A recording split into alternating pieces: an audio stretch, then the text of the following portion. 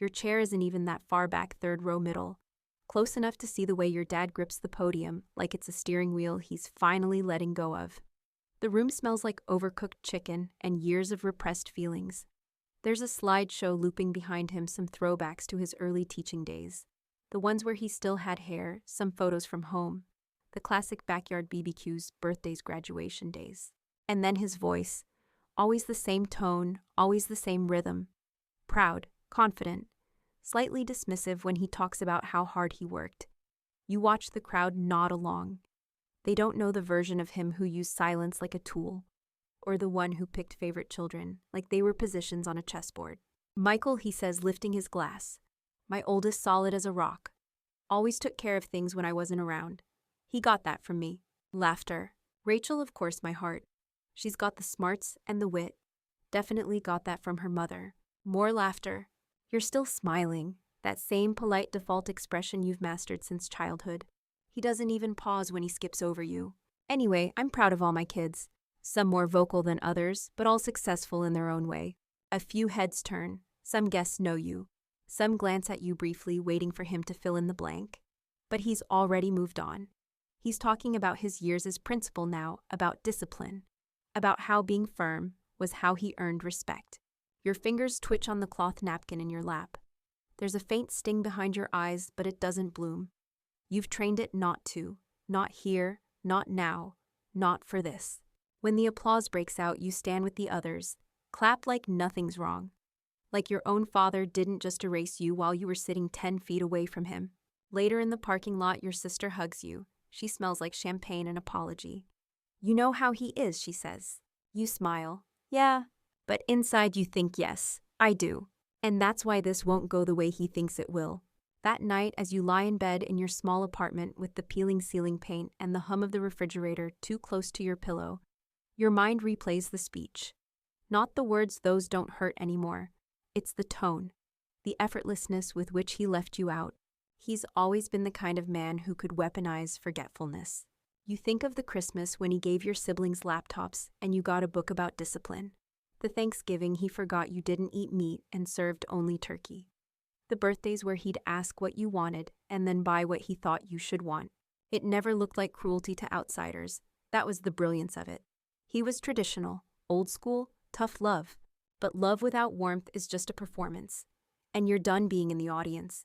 You reach for your phone, open the Photos app, swipe through the images you took the last time you were home. The house, the kitchen window with the crack in the tile, the old shed that leans just slightly to the left. You zoom in on one photo, the deed still framed in his study. You remember asking once why he still had the original hanging up.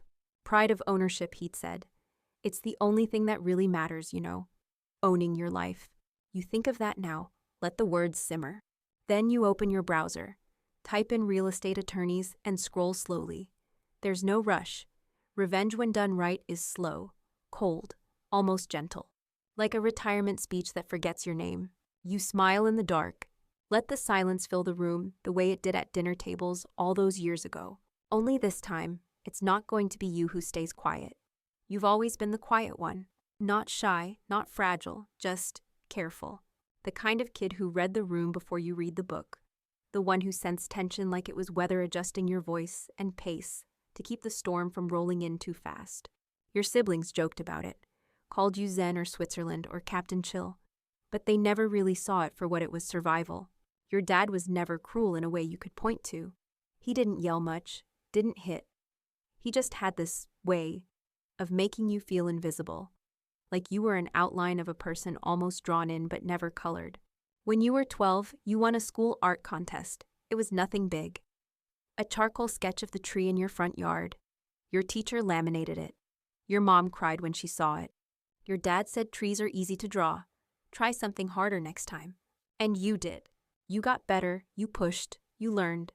But no matter what you made, music, essays, paintings, it always landed with him the same way: a shrug, a correction, a brief nod, and a change of subject. You learned early that effort didn't always equal acknowledgement, especially not in that house. So you adapted. You became fine. How's school, they'd ask. Fine. How's work? Fine. How's your life? Fine. It was armor, a word that said don't look closer, A word that said, I know you won't ask twice, so I'll make the first answer easy. Even now, years later, you still catch yourself doing it. Brushing off compliments, dodging vulnerable questions. You keep your wins to yourself because the celebration feels unfamiliar. Foreign. You weren't raised on applause. You were raised on quiet endurance. But that night after the retirement speech, something inside you itches. Not for revenge, not at first, just for recognition. For someone to finally say, hey, I saw what you did. It mattered. The worst part of the speech wasn't the omission. It was that he didn't even look at you while doing it. Like your absence was a background noise he'd learned to tune out. The next morning, you sit in a coffee shop laptop open pretending to work. But your brain is elsewhere. Wandering through old memories you rarely visit. You remember that beach trip when you were 15. Michael and Rachel got new bathing suits, and your dad rented them boogie boards. You got a sunburn and a lecture about responsibility when you forgot to bring towels. You remember your graduation, the only one he missed work emergency, but you spotted him on the golf course that afternoon when you drove by. You remember the time you got promoted and told the family group chat. No one replied for 3 days. When they did, it was because Rachel posted a photo of her dog in a Halloween costume. You learned little by little that being quiet made things easier, but not better. So now, for the first time, you let yourself consider the other option. Not noise, not rage, but action. Not to destroy anything, but to reframe the picture. So that maybe for once the version of the story with you in it is the one they all have to see. And oddly, it doesn't feel like anger. It feels like motion. That's how you know you're ready. You scroll through your emails until you find it an old message from a friend in real estate who once offered to help you buy a place if you ever had the means. You didn't back then, but now you've been saving, carefully, quietly, for years. Not because you wanted to buy a house necessarily, but because saving gave you a sense of control, of leverage, a kind of silent confidence your dad would never understand. You send a short message. Hey, remember that favor you offered? I think I'm ready to talk. You close your laptop, heart steady. This isn't about revenge, not really. It's about standing up in the story where you've always been seated. It's about being seen, even if you have to build the spotlight yourself. The email thread kicks off innocently enough. Subject line, Dad's big night. It's Rachel who starts it, of course. She always does. There's a photo attached of Dad standing at the podium mid-speech, hand raised like he's commanding a fleet of admiring students. His mouth open, eyes twinkling. In the background, you can see your own blurred figure mid-clap. Faded, unfocused, cropped by accident, or maybe not. Still buzzing from last night, she writes, Michael, can you send the photo of Dad and Mr. Latimer? That one was so good. The replies tumble in quickly. Michael shares 2 more photos, a couple of Dad with former colleagues. One of Rachel and Dad laughing, one with just the cake. You're not in a single one. Not even the group photo they took at the end, the one you distinctly remember being dragged into standing awkwardly between your father and the dry fern in the corner. Somehow in the version they circulate, you're missing. Cropped out. Or maybe they used a different take. You scroll. Someone mentions planning another get-together, maybe a family dinner next weekend. To honor Dad properly, just the family this time. Just the family. It's the kind of phrase that you've grown allergic to. Because every time it's said, it means you're about to be treated like furniture in your own bloodline. You want to reply with a one-liner, something sarcastic. Am I still in the family, or do I need to submit a formal application? But you don't. You've learned that silence has weight when used correctly. You let them all talk. Let them forget. Let them keep polishing this fantasy version of reality where you're just some side character who occasionally shows up and leaves no mark. What they don't know, what they never bothered to ask, is that you've been planning your own kind of celebration. You open another tab, scroll through property listings in your hometown, narrow the filter. There it is again, that same house. The one you grew up in. The one your dad still lives in technically. The one he always brags about owning outright, no mortgage, just elbow grease and brains. But there's a catch. You've known it for years. You stumbled on it once during a deep Google spiral curious about inheritance law after your mom passed. Turns out the land, it wasn't fully under your dad's name. A quirk of the will from your grandfather's estate meant it had to be co-listed under a family trust if ever transferred. Your dad rushed the paperwork after your mom died. Didn't realize the loophole. And for years it sat there just waiting. A house technically owned by a trust he thought he dissolved. A trust that you as named beneficiary and silent co-executor could still influence. You never told him. Why would you? You weren't petty, just patient. But patience has its endpoint. And yours arrived somewhere between Michael got that from me and all successful in their own way. Now you're not thinking like the overlooked child anymore. You're thinking like the strategist you had to become. You reply to the real estate friend, I'm interested in one property in particular. But it's delicate. I'd prefer to remain anonymous in the offer process if possible. 5 minutes later, they write back, can be arranged. Send the details. You attach the address, hit send. Then you return to the family email thread, which has now shifted topics entirely. Rachel is sharing photos of her new kitchen renovation. Still no mention of you. Still no reply to your last message in the chat 2 weeks ago. The one where you congratulated Michael on his promotion. The one they all ghosted. You lean back. You wonder if they'll notice when everything starts shifting. Or if, like always, they'll only realize it once you're already 3 steps ahead. You show up to the family dinner like nothing's changed. It's a quiet steakhouse, the kind your dad likes. Dark wood panels, cloth napkins, folded into those little fan shapes. Waiters who call everyone sir, even when you're clearly younger than them. Rachel hugs you at the door too tightly, like she's overcompensating. Michael gives you the usual nod. Your dad is already seated, a glass of red wine, half gone, swirling it, like he's in a film about retired CEOs. You sit across from him. Didn't expect you to come, he says. You just smile. Got the invite. He raises an eyebrow like he doesn't remember anyone sending one. The dinner starts slow. Rachel recounts her kitchen remodel again, tile drama, something about a contractor ghosting her. Michael talks about his upcoming business trip to Toronto, name drops his firm 3 times. Your dad listens to both, nods like he's on a panel judging worthiness. When he turns to you, he doesn't ask a question, just tosses out a statement like bait. Heard you're still doing freelance stuff. You nod. He smirks. That's flexible, right? Bit unpredictable, but I guess that's your style. The table laughs lightly, not mockingly, just the kind of laugh that says, we know where you fall on the family ladder. You feel your fingers curl around the base of your water glass. Not tight, just firm. You don't say what you're thinking.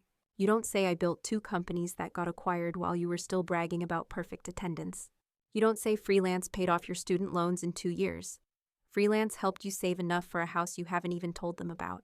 Instead, you take a sip. Let the moment float. It's always like this. They poke, you shrug, they forget you were even there. Until now. Because while they pick at their steak and complain about parking, you know, something they don't. You know that your quiet phone call to the realtor went through. That your offer on the house, your childhood house, was made yesterday. All cash, no financing. Through a holding company with your name carefully scrubbed from every line. You know that your dad, ever the pragmatist, would sell in a heartbeat if the number was right. And it was. Your realtor said it best, he probably thinks he's selling to a developer. Might even be relieved. You watch your father chew.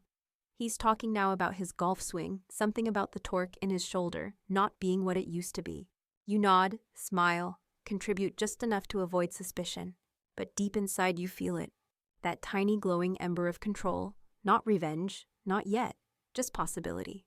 Just the first breath after being underwater for too long. After dinner, you all walk out together. Rachel insists on a group photo. The waiter obliges. You're in the middle again. This time you smile genuinely. As you part ways, your dad claps you on the back. You know he says I never worried too much about you. Always figured you'd land on your feet one way or another. There's no compliment in it. Just a dismissal dressed in faux wisdom. But you nod. Appreciate that, you say. He doesn't realize he just gave you the perfect exit line. You walk to your car, slip into the driver's seat, and close the door. Then you exhale slow and deliberate, like releasing a truth that's been building for years. You don't look back at them in the parking lot. You don't need to. Because in less than a week, they'll be looking at you and not even realize it. Not yet, but soon. Very soon. The realtor calls you on a Wednesday afternoon. You're standing in your kitchen reheating leftovers when your phone buzzes with the unknown number. You answer casually like it might be spam. But it's not. It's done, she says. 3 words, that's all. No fanfare, no dramatic buildup, just quiet finality. The offer was accepted. You set down the fork. The microwave hums behind you, forgotten. You blink once slow. Did he ask any questions, you ask? None. He signed the agreement without a single counteroffer. Honestly, I think he was surprised someone wanted the house as is. Even joked that maybe it was time to cash out and travel before the knees give out. You almost laugh. Of course he did. You thank her. Tell her to proceed with the paperwork. Make sure everything continues to funnel through the LLC. No details pointing back to you. After you hang up, you sit down at the table with your lukewarm food staring at it like it might blink. He sold it. He actually sold it. The house you grew up in. The house he ruled like a silent king, handing out praise like rations, silence like currency. The house where every wall still holds echoes of words he never said. It's yours now, and he doesn't know it. Not yet. You take your first bite and the food tastes different. Not better, just earned. For the next few days, everything moves fast. Documents signed. Transfer of ownership completed. You walk through the empty house for the first time on a rainy Friday morning. The realtor gives you the keys in a plain envelope. No ceremony. When the door creaks open, it smells the same. Old dust, faint lemon polish. That strange undertone of something indefinably family. You walk the rooms in silence. Touch the wall where you once hung your science fair ribbons. Run your hand along the kitchen counter where your mom used to cut apples with mechanical precision. Glance at the dent in the door frame from the time Michael slammed it too hard and blamed you. You don't feel triumphant. You feel calm. This wasn't about revenge, you remind yourself. It still isn't. It's about reclaiming something that was always partially yours, but never truly offered. In the living room, you take out your notebook and begin sketching. Small renovations, paint, fixtures. Maybe refinish the floors. Not to erase what was, but to transform it into something new, something yours. You don't plan to live here? That's not the point. This is about presence. About placing yourself so fully in the center of something they always acted like you didn't deserve. You install a new light fixture, order new curtains, replace the rug. Bit by bit, you make the house familiar and unrecognizable at once. It's not spite, it's art. You think about that moment years ago when your father told you don't make things harder than they have to be. It was after you asked him why he never showed up to your gallery showing. You remember the way he shrugged like your work was a phase, a hobby, something beneath a man like him. And now you run your hand along the wall and think, I didn't make it harder. I made it mine. You leave the house that afternoon with a plan forming. You won't just tell them. You'll show them, but not yet. You want the moment to land, not loudly, not with anger. Quietly, deliberately, like the way he erased you. You're going to return the favor. And when it lands, it's going to land so softly it'll echo for the rest of his life. The offer wasn't just accepted, it was appreciated. 2 days after the closing, you get a forwarded message from the realtor. Your dad had sent a note brief and transactional. Appreciate the quick process. Buyer seems serious. Glad to pass the place to someone who values it. You read it 3 times. Someone who values it. The irony practically vibrates off the screen. This house, the house he used as his throne, his safe house, his podium. He just handed it off to you without even knowing. Because when you stayed quiet, he never looked at you long enough to wonder what you were building. Now it's time to make your next move. You loop in a contractor. Nothing flashy. Keep the bones. Refresh the space. Your only instruction, it needs to feel like then, but better. The kitchen restored to what it looked like when your mom was still alive. Same countertops, but cleaner, softer. Less beige. The living room, you find old photos from your childhood and recreate the same layout. But the couch is new, comfortable, like the version your father never splurged on. Upstairs, the bedroom that was once yours is transformed into a warm guest room. You even keep the same poster you had back then, faded, but reframed. And in the study, his study, you change almost nothing. You want it to feel familiar, recognizable. You want him to step into this space and think for a brief second that time collapsed. That's the plan. You time the invite perfectly. Rachel's birthday's coming up. She's throwing a small dinner, just family, and your dad is flying in to stay with her for the weekend. So you suggest, why don't we do something the night before? A pre-dinner, just us. I know a place. They're surprised, sure. You're not the one who usually initiates. But you've been giving them just enough crumbs lately. Attending events, commenting in the group chat, smiling on cue, that no one thinks to question your sudden burst of warmth. Rachel replies instantly, that sounds amazing. Michael follows, yeah, we need more of this. And your dad, fine with me, as long as the food's decent. You choose a private dinner space through a service you found online. A place that stages full dining experiences inside, converted homes. When they ask for your venue, you simply send the address of the house. Your house. The dining table is set up in the living room, the same room they once spent decades laughing and arguing and decorating Christmas trees in. Now it's polished, gentle lighting, smells faintly of fresh cedar and vanilla. You ask them to arrive a few minutes before sunset. When they show up, you're already inside. They don't recognize it at first. They think it's just another charming old house, until Rachel walks through the door and freezes mid-step. Wait, Michael blinks. This is... Your dad squints. This can't be. It looks like... It is you say stepping out from the kitchen. Welcome home. The silence that follows is magnificent. Rachel's mouth closes, then opens again. What? How? Michael walks forward, touches the mantle like it might disappear. But Dad sold this. You nod. I know. And then your father finally says it slow and quiet, like he's chewing glass. You bought it. You meet his eyes. I did. No smile, no edge. Just the truth sitting calmly between you. I didn't do it to spite you, you say. I did it because this house raised me too. Even if you never quite noticed. He doesn't respond. Not yet. You let them all wander, the three of them moving through the space, like ghosts in their own memory. Rachel runs her hand along the windowsill. Michael stares at the photo you hung in the hallway, one of the few of the whole family. You made sure it was a version that included you. And your father. He stands in his old study, staring at the bookshelf that still holds a copy of his college yearbook. You say nothing, because there's nothing left to explain. He's the one who taught you that silence says everything. The house sits in that eerie calm, half memory, half illusion, as they each wander it, quietly unraveling. You stay behind in the living room, letting them have their own private collisions with the past. The sun has dipped lower now, casting a syrupy amber glow across the floorboards. It's the kind of light you used to chase with crayons when you were 6, back when no one bothered to hang your drawings on the fridge. Rachel is the first to return. Her eyes are damp, but she's smiling. I didn't think it still smelled like this, she whispers. Lemon oil and old wood you offer. She nods, wiping her face. Exactly. Michael follows next, hands shoved in his pockets. He looks around, then at you. He doesn't say I'm proud of you. He never was the type.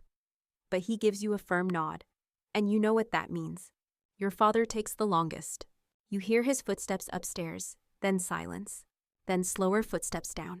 When he reappears in the hallway, he looks a little older than he did before. Like something has quietly slipped off his shoulders and left him smaller. Why now, he asks, not angry, just confused. You motion for him to sit. He doesn't, but he stays. I didn't plan this for years, you say. It just happened. The opportunity came up and I realized I could. So I did. He studies your face like he's trying to recognize you for the first time. You could have told me. You nod, and you could have seen me. The words aren't sharp. They're soft, but they land anyway. He flinches just a little. There's a long pause, and then the strangest thing happens. He laughs. Not loud, not mocking. Just a single exhale of recognition. You were always quieter than the others, he says. Guess I mistook that for not needing much. You don't rush to fill the silence. Let him sit in it. He looks around again and something in his face shifts. Not regret exactly, but a slow dawning awareness. Like he's realizing just how much of you he never bothered to learn. You guide them all to the dinner table. It's set with the good dishes, the ones your mom only used twice a year. The meal is simple. Comfort food. Your mother's recipe: baked lemon chicken, roasted potatoes, and green beans with almond slivers. You cooked it yourself that morning, even called your aunt to confirm the little touches. Everyone eats slowly, the kind of quiet meal where no one reaches for their phone. The kind where the food does the talking. Halfway through, Rachel looks up. You know, she says gently, this is the first time in years it's felt like all of us. You smile. Michael nods. Feels steady. Your father sets down his fork. Doesn't speak for a long moment. Then you did all this for a dinner. No, you say. I did it so you'd all feel what I've felt for years. Except with love. He furrows his brow. What does that mean? It means I bought the house to preserve something, you say. Not just the walls, but the truth. You always said the house was yours, that it was proof of who you were, and now it's proof of who I became. He leans back, exhaling. You don't expect a thank you or an apology. But there's something else in his posture now. Recognition. And that's enough. Dinner ends with coffee and mismatched mugs. You deliberately brought them out, one from your high school, one with a faded cartoon cat, one your mom always used that says, world's okayest cook. Everyone lingers. No one wants to leave first. Eventually they do. Rachel hugs you tight again. Michael squeezes your shoulder. Your dad doesn't say much as he steps out, just lingers in the doorway. He turns once, scanning the living room. You kept it warm, he says. Then he walks into the night. And for the first time in your life, you don't watch him go. You just close the door. On your house, you don't expect them to talk about it afterward. Your family has always been skilled at swallowing moments whole, especially the meaningful ones. It's not their style to unpack things or offer insight. If anything, you figure the whole dinner will be treated like a pleasant anomaly and quietly shelved. So when Rachel texts you 2 days later with "still can't believe you own the house," it felt like stepping into a dream. You're surprised. Michael replies to her in the thread, felt like walking into a time capsule, but less dusty. You just respond with "glad it meant something." No need to elaborate. You're not doing this for their gratitude. Still it lingers, that feeling, like something in the family machine has tilted just slightly. Not broken, just rebalanced. And yet, it's your dad who stays silent. Of course it is. He sends nothing, says nothing, no follow-up, no acknowledgement. You tell yourself it doesn't matter. You already got what you needed.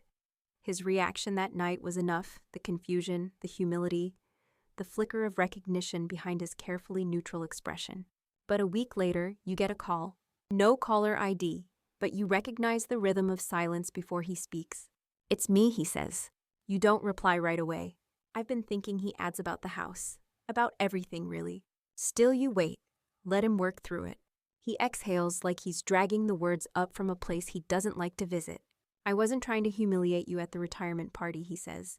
I don't know. I guess I thought you didn't care much about all that." You let that hang. "That's the problem," you say softly. "You thought, but you never asked." Another pause. "You're right." That catches you off guard. He clears his throat. "I didn't realize how much I overlooked. You were always steady. I assumed you didn't need the same things the others did." And maybe I didn't, you say. But I needed something, and you never bothered to find out what it was. He doesn't argue. That in itself is new. "I've made a lot of decisions thinking I was doing what was best," he says. "For the family, for you.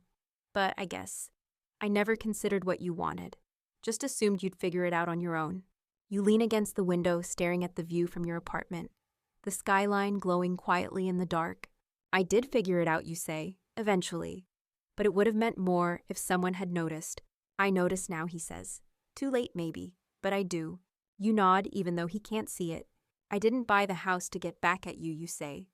"I bought it because I finally could, and because no one else was going to protect those memories for me." "It's better now," he murmurs. "You made it better." You hear something in his voice, something you've never heard before. Softness. "Then would it be all right if I visited again sometime, not for dinner, just to walk through it?" You let that land, and then it's still your history, Dad. "But it's my story now. You're welcome anytime. But don't expect it to be like it was." "Fair enough," he says. He almost hangs up. You can feel it. But instead he says, "I'm proud of you," and hangs up before you can respond. You sit with the silence, not the cold kind that filled your childhood, not the sharp, dismissive silence that used to cut you out of conversations and celebrations. This one feels different. Like space, like air, like room to grow. You go back to the house a week later alone. It's late afternoon, your favorite hour. The light filters in through the west windows, just like it used to, catching dust motes in midair, making them look like slow-motion confetti. You unlock the door, step inside, and feel that quiet again. Not the silence of erasure, the silence of ownership. The house is yours now in every sense. The floors don't creak with uncertainty anymore. They welcome you. The walls don't echo with past judgments. They hold only what you allow. You walk barefoot through the living room. The rug under your feet is plush and upgrade, but the furniture's still arranged like it used to be. You kept certain details not out of nostalgia, but because they're part of the language of this place. A place that raised you without praise, without softness, but with an odd, enduring resilience. There's a small envelope on the front step when you open the door for some air. No name, just your address. Inside, a photograph, one you've never seen before. You're a kid in the shot, maybe 7 or 8, standing in the backyard, clutching a wooden sword made from a broomstick. Your face is half covered in mud. You look like you're mid-battle with something invisible. Behind you, your father is watching, not smiling, Just watching, not posed, not aware of the camera, just there. On the back, an unfamiliar cursive one line. I was always looking, just didn't know how to say it. You turn it over again. Study the image. He had this all these years. You're not sure whether to laugh or cry? You do both, quietly. It's not an apology. Not really, but it's something. Later that night, you light the fire pit in the backyard, the one he always said was too much work to maintain. You sit there wrapped in a blanket, sipping tea. You think about how strange it is the way time circles back. The way something can feel so heavy for so long, and then all at once feel light enough to let go. You remember all those childhood nights sitting at this very spot, looking through the windows and wondering what it would take to be noticed, to be chosen, to be enough. And now you realize it's not about being chosen. It's about choosing yourself. You put the photo in your pocket, not because you need the proof, but because it feels like a bridge between what was and what now is. Your phone buzzes. It's Rachel. Planning another dinner. You in. You pause. Then reply, yeah, I'll bring dessert. You won't bring this house up. You don't need to. They all know now. You're no longer the quiet one. You're the one who moved in silence and still made the biggest noise. The house has become a kind of second heartbeat. You don't live there, but you visit, on your own schedule. Sometimes you bring a book and sit in the front room with a cup of coffee. Other times you walk barefoot through the halls, just to hear the echo of your own steps, the soft weight of your presence filling space you were once made to shrink inside. It's not about nostalgia. It's about restoration. Some weekends you lend the place out. Quiet art gatherings, a book club. One time a small music recital by a group of teenagers who remind you of yourself, nervous, intense, wildly talented, trying not to care if anyone notices. You do, though. You always notice. One Sunday morning, you're in the kitchen replacing a drawer pull when you hear a knock at the door. Not rushed, just 2 solid taps. You wipe your hands and open it. Your dad stands there wearing the same jacket he's had since you were a kid. He's holding something behind his back. I was in the neighborhood, he says. Figured I'd stop by. You hesitate, only for a second. Come in. He steps inside slowly, like the air is heavier than he expected. He looks around. You watch his eyes land on details. Old, new, changed, preserved. I didn't think I'd miss it, he says. But you do. He doesn't deny it, just smiles. Then he hands you what he's been holding. A small wooden box, old, scratched. Inside your childhood sketchbook, the one you thought was thrown out years ago. Your earliest drawings, the tree, the beach, that awkward portrait of him reading the newspaper, which he once dismissed as out of proportion. I found it in the garage, he says. Meant to give it to you years ago. He trails off. You close the box carefully. Thanks, you say, and you mean it. The two of you sit for a bit in the living room in 2 different chairs. No pressure to talk, no script. Just the quiet stretch of shared space. At one point, he gestures around the room. You really made it yours. I had to, you reply. No one else was going to. He nods. Another silence. Then softly, I didn't know how to show up for you. You look at him. I noticed, you say, but I survived it. He leans back, exhales. You did more than that. You don't need the apology anymore. But hearing the outline of one, it helps. When he leaves, he lingers at the door. He touches the frame just once, like he's checking to see if it still remembers him. You don't say goodbye. You just say take care. Because this house doesn't belong to the past anymore. It belongs to the version of you that stood up quietly, 1 brick at a time, and said, I exist. I matter. Watch me prove it, even if you never clap. Later that night, as you lock up, you glance back one last time. The rooms are still, but they don't feel empty. They feel full of something finally seen. You sit by the window a while longer, watching as the light fades from the walls. There's nothing dramatic left to do. No speech, no grand reveal. The house doesn't demand it. The quiet is enough. Sometimes all it takes to heal an old wound is to walk straight into the space it left behind. And sit still. Let it echo. Let it breathe. Let it settle. You think about all the years you spent shrinking yourself to keep things peaceful. All the ways you learned to stay small. To say fine instead of hurt. To laugh it off when it stung. And you wonder why no one ever noticed that you were always the one watching, taking it all in. Not because you needed to be praised, but because you were hoping one day someone might finally see you. But you saw yourself. That was enough. You bought the place they all thought was theirs. not to steal something back, but to rebuild what was missing. Not for applause, just for peace. As the sky deepens outside, you breathe slower. Let the silence wrap around your ribs like soft cloth. You don't need your father's approval anymore. You don't even need his apology. You needed that moment when he stood in the middle of your house and saw for the first time that you were never behind. You were just quiet. Until you weren't. And now it's all yours. The story, the ending, the beginning too. You lean back, close your eyes. And if you're still awake, that's okay too. Some nights just lying still and breathing softly is enough to return home to yourself.